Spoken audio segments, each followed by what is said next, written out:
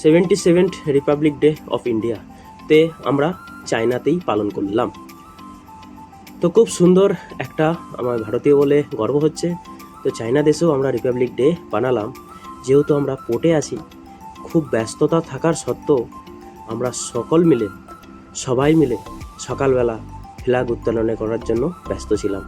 Just অসাধারণ movement. চায়নাতে এসে আমরা ফ্ল্যাগ উত্তোলন করলাম, খুব ভালো লাগলো।